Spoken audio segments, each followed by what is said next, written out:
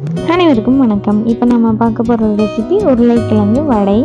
வாங்க, நான் செஞ்சதுக்கப்புறம் எப்படி இருக்குன்னு முதல் ரிவ்யூ பார்த்துடலாம். பாருங்கள், பிரிக்கும்போது எவ்வளோ சாஃப்டாக இருக்குன்னு, சாப்பிடும்போது நல்லா க்ரன்ச்சியாக இருக்குது. இது மாதிரி செஞ்சு கொடுக்கும்போது சாப்பிட்டதுமே குழந்தைங்கள்லாம் திரும்ப திரும்ப கேட்பாங்க. வீட்டில் இருக்கவங்களும் திரும்ப திரும்ப இதே மாதிரி செஞ்சு தர சொல்லி கேட்பாங்க. கண்டிப்பாக ட்ரை பண்ணி பாருங்கள். பார்த்தீங்களா சாப்பிட்றதுக்கு எப்படி க்ரன்ச்சியாக இருக்குன்னு. வாங்க இப்போ நம்ம ரெசிபி பார்க்கலாம். உருளைக்கிழங்கு ஒரு 8 உருளைக்கிழங்கு எடுத்திருக்கேன். இது சின்ன சைஸ், அதனால நான் 8 எடுத்திருக்கேன்.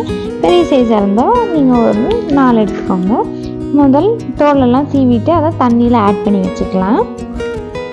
இப்போ நான் எல்லா உருளைக்கிழங்குமே தோல் சீவி எடுத்துக்கிட்டேன். இனி இதை நம்ம கட் பண்ணி எடுத்துக்கலாம். நான் ஒரு உருளைக்கிழங்கு 4ஆக கட் பண்ணி எடுத்துக்க போகிறேன். நீங்கள் பெரிய உருளைக்கிழங்கு இருந்ததுன்னா சைஸுக்கு தகுந்த மாதிரி பீஸ் போட்டு எடுத்து வச்சுக்கோங்க. இப்போ எல்லா உருளைக்கிழங்கையுமே இது மாதிரி நான் 4 நாளாக கட் பண்ணி எடுத்துக்கிறேன். இப்போ எல்லாமே கட் பண்ணியாச்சு. அடுப்பில் பாத்திரம் வச்சு தண்ணி ஊற்றிட்டு நம்ம கட் பண்ணி வச்சுருந்த எல்லா உருளைக்கிழங்கையும் இதில் ஆட் பண்ணி லிட் போட்டு ஒரு 15 நிமிஷம் வேக விட்டுறலாம். நல்லா வெந்து வரட்டும். இப்போ பாருங்கள், 15 நிமிஷம் ஆயிடுச்சு. உருளைக்கிழங்கும் நல்லா வெந்து வந்துடுச்சு. ஸ்டவ்லேருந்து இறக்கிட்டு தண்ணி இல்லாமல் உருளைக்கிழங்கு மட்டும் நம்ம எடுத்துக்கலாம். தண்ணியை ட்ரைன் பண்ணிவிட்டு உருளைக்கிழங்கை இன்னொரு பவுலுக்கு ட்ரான்ஸ்ஃபர் பண்ணிக்கலாம். எல்லா உருளைக்கிழங்கையுமே இந்த மாதிரி பவுலுக்கு ட்ரான்ஸ்ஃபர் பண்ணதுக்கப்புறமா நான் இதே ஸ்பூன் வச்சு அப்படியே மசிச்சு கொடுத்துக்கிறேன். நீங்கள் மேஷர் இருந்ததுன்னா அதை வச்சு கூட மசிச்சு கொடுத்துக்கலாம்.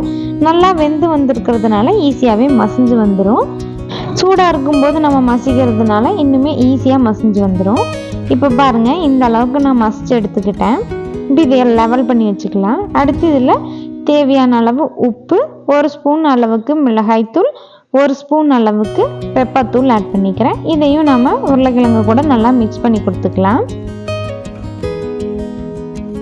இந்த அளவுக்கு மிக்ஸ் பண்ணினதுக்கப்புறமா இது கூட நான் ஒரு 8 ஸ்பூன் அளவுக்கு கார்ன்ஃப்ளவர் ஆட் பண்ணிக்கிறேன்.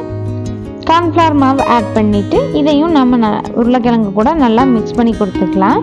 இந்த பதத்துக்கு கலந்து கொடுத்ததுக்கு அப்புறமா 1 ஸ்பூன் அளவுக்கு எண்ணெய் ஊற்றி மிக்ஸ் பண்ணி எடுத்துக்க போகிறேன். எண்ணெய் ஊற்றி மிக்ஸ் பண்ணதுமே இந்த மாதிரி உருண்டையாக திரண்டு வந்துடும்.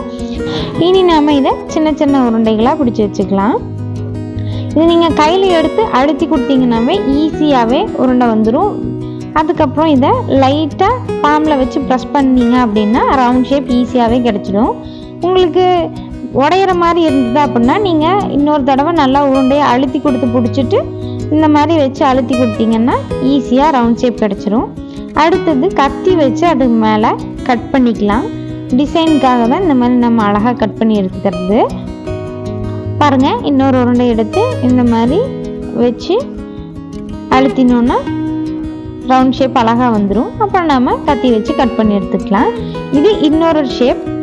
உருளைக்கிழங்கை நீளவாக்கில் திரட்டி எடுத்துட்டு இந்த மாதிரி ஷேப் பண்ணினதுக்கு அப்புறமா கத்தி எடுத்து அதே மாதிரி லைட்டாக கட் பண்ணி விட்டுக்கணும். கீழே அடி வரைக்கும் கட் பண்ணிடக்கூடாது, மேலே மட்டும் லைட்டாக கட் பண்ணினோன்னா சரியாக இருக்கும். இப்போ இது எல்லாமே திரட்டி எடுத்தாச்சு. இனி நம்ம பொரிச்சு எடுத்துக்கலாம். எண்ணெய் நல்லா காஞ்சதுக்கு அப்புறமா ஒவ்வொரு உருண்டைகளாக உள்ளே ஆட் பண்ணிக்கலாம். எண்ணெய் நல்லா காஞ்சதுக்கு அப்புறமா ஆட் பண்ணுங்க, இல்லைன்னா சரியாக வெந்து வராது, அந்த கிறிஸ்பினஸ் கிடைக்காது. அதனால மீடியம் டு ஹை ஃப்ளேம்லேயே வச்சு பொரிச்சு எடுத்துக்கோங்க. இந்த அளவுக்கு வெந்து நுரையெல்லாம் அடங்கி கலர் சேஞ்ச் ஆனதுக்கு அப்புறமா நாம் இதை எடுத்துடலாம்.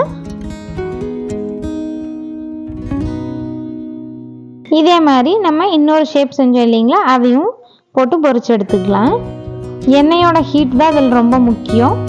மீடியம் டு ஹையில் இருக்க மாதிரியே பார்த்துக்கோங்க, லோவில் வச்சிடாதீங்க. இந்த அளவுக்கு நுரையெல்லாம் அடங்கி கலர் சேஞ்ச் ஆனதும் இதையும் நாம் எடுத்துடலாம். இதே மாதிரி நான் மீத உள்ளதையும் பொரிச்சு எடுத்துக்க போகிறேன். உருளைக்கிழங்கு வடை தயார். இதே மாதிரி செஞ்சு பார்த்துட்டு எப்படி இருந்ததுன்னு கமெண்ட்டில் சொல்லுங்கள். வீடியோ பிடிச்சிருந்தா லைக் பண்ணிக்கோங்க. தேங்க்ஸ் ஃபார் வாட்சிங்.